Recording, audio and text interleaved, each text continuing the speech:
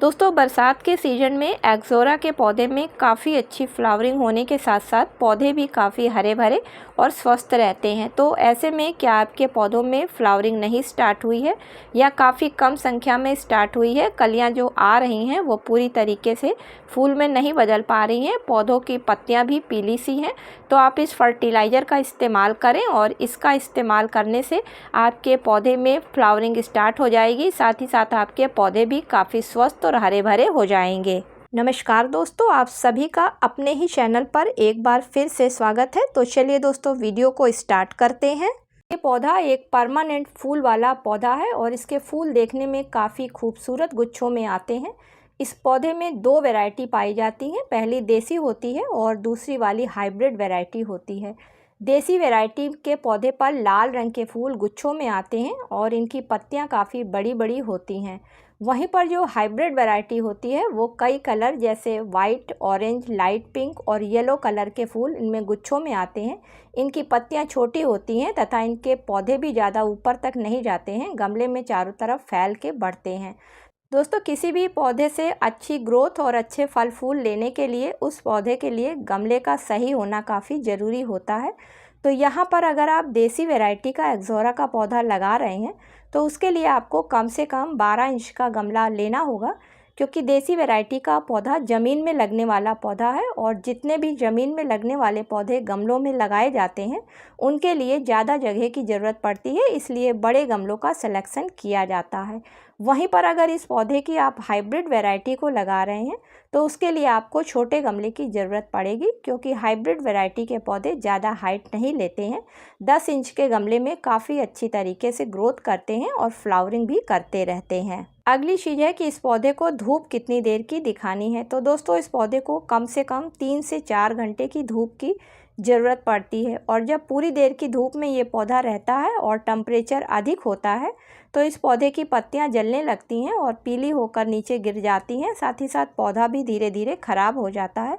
तो बढ़े हुए टेम्परेचर में इस पौधे को सेमी शेड एरिया में अगर रखा जाता है तो पौधा अच्छी तरीके से ग्रोथ करता रहता है। अगली चीज़, अगर इस पौधे के लिए पानी की बात करें तो दोस्तों गर्मियों के मौसम में इसकी मिट्टी में नमी बनी रहनी चाहिए, तभी ये पौधा अच्छी तरीके से ग्रोथ करता है। लेकिन जब सर्दियों का मौसम हो तो जब 1 से 2 इंच ऊपर की मिट्टी सूख जाए, मिट्टी को आप अच्छी तरीके से चेक कर लें तभी पानी दें, अन्यथा सर्दियों के मौसम में अगर इसकी मिट्टी में नमी रहती है तो ये पौधे ख़राब हो जाता है। दोस्तों अगर इसकी प्रूनिंग और इसकी रिपोर्टिंग की बात करें तो इसके लिए बेस्ट टाइम होता है स्प्रिंग सीजन का, क्योंकि 15 मार्च के बाद में ये पौधा अपनी ग्रोथ को स्टार्ट कर देता है। लेकिन अगर आपके पौधे पर अभी भी फ्लावरिंग स्टार्ट नहीं हुई है, नई ब्रांचें नहीं निकल रही हैं, तो उसके लिए आप बरसात के सीज़न में भी हल्की हल्की प्रूनिंग कर सकते हैं। चलिए अब लास्ट में देखते हैं कि इस पौधे को किस तरीके की फर्टिलाइज़र की ज़रूरत पड़ती है।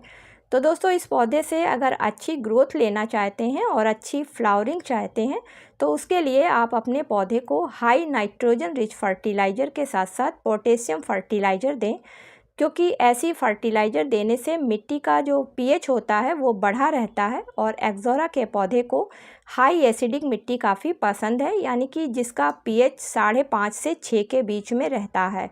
और जब इसका पीएच कम मिट्टी का होने लगता है, यानी कि मिट्टी एसिडिक से एल्कलाइन होने लगती है, तो इस पौधे की पत्तियां पीली होने लगती हैं। और यही वजह होती है दोस्तों कि बरसात के मौसम में ये पौधा काफ़ी अच्छी तरीके से ग्रोथ करता है और इस पर काफ़ी फ्लावरिंग भी होती है, क्योंकि बरसात के सीज़न में जो बरसात का पानी इसको मिलता है उसमें हाई नाइट्रोजन के साथ साथ एसिड होता है, जिसकी वजह से ये पौधा काफ़ी अच्छी तरीके से ग्रोथ और फ्लावरिंग करता है।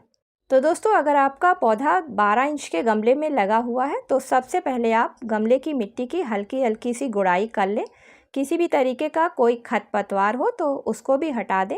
ऐसा करने से आपके गमले की मिट्टी लूज हो जाएगी और जब आप फर्टिलाइज़र देंगे तो उस फर्टिलाइज़र का सीधा असर पौधे की जड़ों तक पहुंच सकेगा। तो दोस्तों पहली खाद के रूप में अगर आप वर्मी कंपोस्ट खाद का इस्तेमाल कर रहे हैं तो लगभग आप 200 से 250 ग्राम के करीब ले लें, और अगर आप गोबर की अच्छी सड़ी हुई खाद का इस्तेमाल कर रहे हैं तो वो आप 150 से 200 ग्राम के करीब ले लें। अब इसमें आप 1 चम्मच पोटास फर्टिलाइज़र 0050 को मिला लें। तो दोस्तों पोटास फर्टिलाइज़र को देने से पौधे पर फ्लावरिंग बहुत जल्दी स्टार्ट होती है। साथ ही साथ पौधे में किसी भी तरीके की बीमारी नहीं लगती है, इसलिए फ्लावरिंग स्टेज में पौधों को पोटास फर्टिलाइज़र देना काफ़ी ज़रूरी होता है। अब दोनों खादों को अच्छी तरीके से आप मिला लें तो इसमें जो वर्मी कंपोस्ट खाद है उसमें नाइट्रोजन, फास्फोरस, पोटेशियम, कैल्शियम के साथ साथ बहुत से माइक्रो न्यूट्रिएंट्स हैं, जिसकी वजह से जब पौधे को दिया जाएगा तो पौधे की ग्रोथ काफ़ी तेज़ी से होने लगेगी। और जो इसमें पोटेशियम है उसकी वजह से पौधे पर फ्लावरिंग जल्दी होगी, साथ ही पौधे में किसी भी तरीके की बीमारी नहीं लगेंगी और जो पौधे पर फूल आएंगे उनके रंग काफ़ी चटक होंगे। अगली फर्टिलाइज़र आपको लिक्विड फर्टिलाइज़र इस्तेमाल करना है जो कि ऑर्गेनिक है और पूरी तरीके से होममेड है। तो दोस्तों ये चाय की पत्ती से बनी हुई फर्टिलाइज़र है और इसको बनाना काफ़ी आसान होता है। उसके लिए आप 1 लीटर साफ़ पानी ले लें। अगर आपका पौधा 12 इंच के गमले में लगा हुआ है और उसमें 1 चम्मच आप फ्रेश चाय की पत्ती को मिलाकर 2 से 3 घंटे के लिए छोड़ दें। 2 से 3 घंटे में चाय की पत्ती में पाए जाने वाले जो भी पोषक तत्व हैं वो सब पानी में निकल कर आ जाएंगे, क्योंकि चाय की पत्ती में नाइट्रोजन काफ़ी अधिक मात्रा में पाई जाती है और इस पौधे को नाइट्रोजन ज़्यादा ज़रूरत होती है। साथ ही साथ इसमें फास्फोरस, पोटेशियम, मैग्नीशियम के साथ में और बहुत से ऐसे माइक्रो न्यूट्रिएंट्स पाए जाते हैं जो कि पौधों की अच्छी ग्रोथ और पौधों पर फ्लावरिंग लाने के लिए काफ़ी ज़रूरी होते हैं।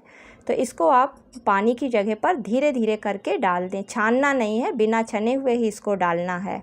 तो दोस्तों महीने में अगर एक बार आप सॉलिड फर्टिलाइज़र का इस्तेमाल करते हैं और हर 15 दिन में अगर आप 1 लीटर पानी में 1 चम्मच फ्रेश चाय की पत्ती को 2 से 3 घंटे छोड़ने के बाद में इसकी मिट्टी में मिलाते हैं और कुछ पानी को पौधे पर स्प्रे करते हैं तो आप देखेंगे कि आपका पौधा काफ़ी अच्छी तरीके से ग्रोथ कर रहा है। साथ ही साथ उसकी पत्तियां भी पीली नहीं होंगी, क्योंकि दोस्तों चाय की पत्ती मिट्टी को एसिडिक बनाएगी और जो इसमें हाई नाइट्रोजन होती है उसकी वजह से पत्तियां पीली नहीं पड़ेंगी। साथ में पौधा भी आपका काफ़ी अच्छी तरीके से ग्रोथ करता रहेगा और उस पर फ्लावरिंग भी अधिक मात्रा में होगी। उम्मीद करती हूँ कि आज का वीडियो आप लोगों को पसंद आया होगा। अगर दोस्तों पसंद आया हो तो इसे लाइक और शेयर करें। मिलती हूँ किसी अगले वीडियो में किसी नई जानकारी के साथ में। तब तक के लिए दोस्तों हैप्पी गार्डनिंग।